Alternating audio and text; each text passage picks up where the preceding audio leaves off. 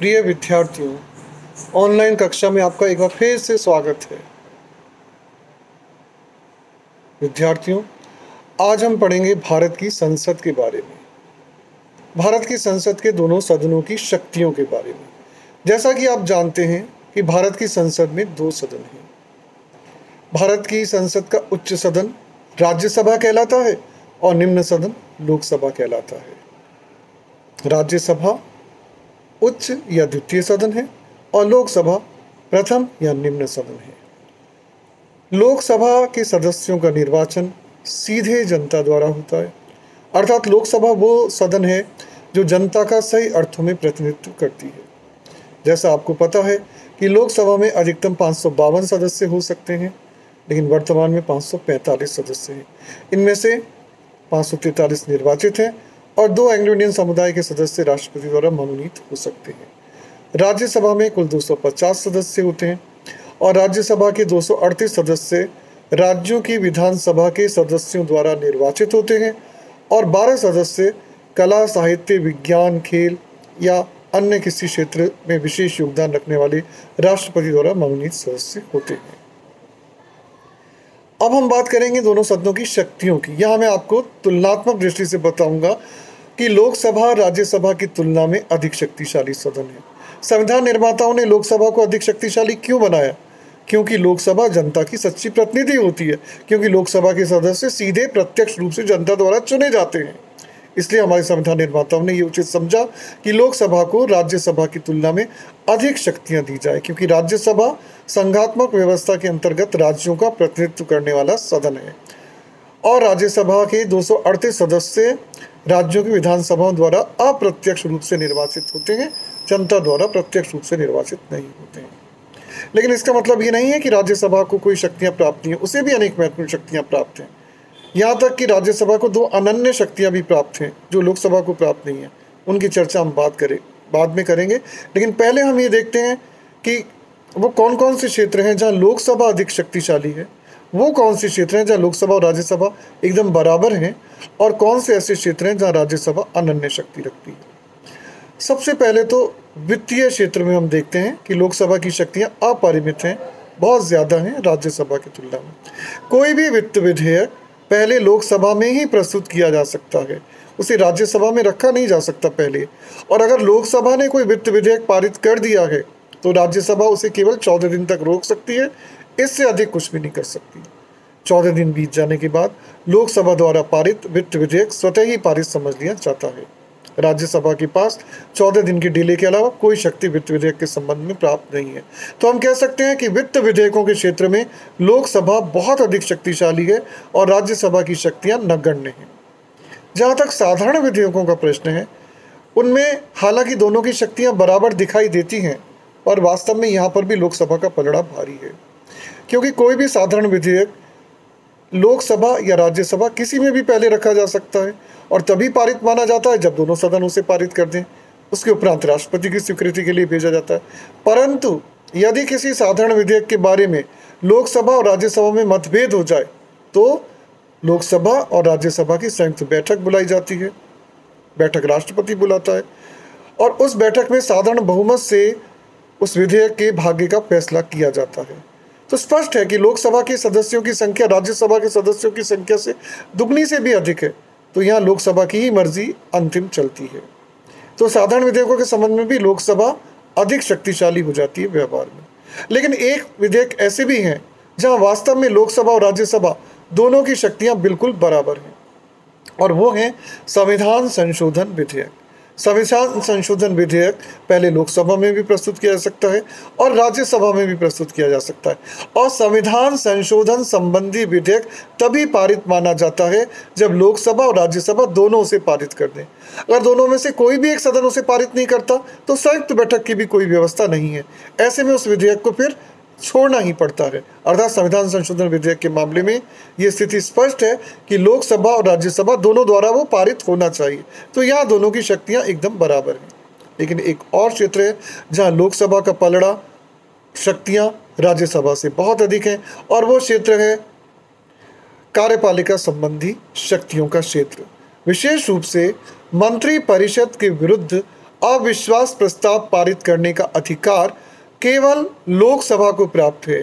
मंत्रिपरिषद के विरुद्ध अविश्वास का प्रस्ताव राज्यसभा पारित नहीं कर सकती है।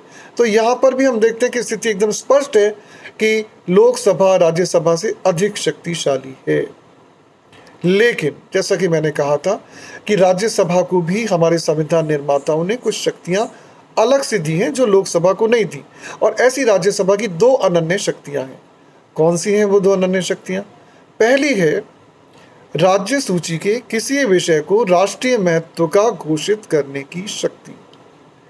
हमारे संविधान में 3 सूचियां हैं, संघ सूची, राज्य सूची और समवर्ती सूची। उनमें से जो राज्य सूची है उसके विषयों पर राज्य कानून बनाते हैं, लेकिन अगर राज्यसभा राज्य सूची के किसी विषय को राष्ट्रीय महत्व का घोषित कर देती है तो उस पर कानून बनाने का अधिकार कुछ समय के लिए संसद को मिल जाता है। और राज्य सूची के किसी विषय को राष्ट्रीय महत्व का घोषित करने का अधिकार केवल राज्यसभा को प्राप्त है, लोकसभा को प्राप्त नहीं है। तो ये तो हुई उसकी पहली अनन्य शक्ति। राज्यसभा की दूसरी अनन्य शक्ति है नई अखिल भारतीय सेवाओं की स्थापना की शक्ति। यानी राज्यसभा चाहे तो IAS, IPS जो पहले से ही अखिल भारतीय सेवाएं हैं, IFS, उनके अलावा भी अगर कोई नई अखिल भारतीय सेवा स्थापित करनी है, प्रारंभ करनी है, तो वो अधिकार भी जो प्राप्त है वह राज्यसभा को ही प्राप्त है, लोकसभा को प्राप्त नहीं है। तो इस तरह से हम देखते हैं कि राज्यसभा जो संघीय व्यवस्था के अंतर्गत संसद में राज्यों का प्रतिनिधित्व करती है वो भी पूर्ण रूप से शक्तिहीन नहीं है। कहीं कहीं लोकसभा अधिक शक्तिशाली है और कुल मिलाकर राज्यसभा से वो अधिक शक्तिशाली है, पर ये दो अनन्य शक्तियाँ राज्यसभा को भी महत्वपूर्ण स्थिति प्रदान करती हैं। इसके अलावा और भी कई क्षेत्र हैं जहाँ लोकसभा और राज्यसभा की शक्तियाँ बराबर ही हैं, जैसे कि राष्ट्रपति के विरुद्ध महाभियोग लगाना हो, तो वहाँ पर भी हम देखते हैं कि जब तक महाभियोग का प्रस्ताव लोकसभा और राज्यसभा दोनों में पारित ना हो जाए तब तक उसे पारित नहीं माना जाता, तब तक महाभियोग सिद्ध नहीं होता है। तो ये शक्ति भी राज्यसभा और लोकसभा की बराबर है। इसके अतिरिक्त उपराष्ट्रपति को अगर उसके पद से हटाना है तो उसका प्रस्ताव पहले राज्यसभा में लाया जाता है, लेकिन उसमें भी लोकसभा द्वारा उस प्रस्ताव का पारित होना और राज्यसभा द्वारा भी पारित होना, दोनों द्वारा पारित होना जरूरी होता है।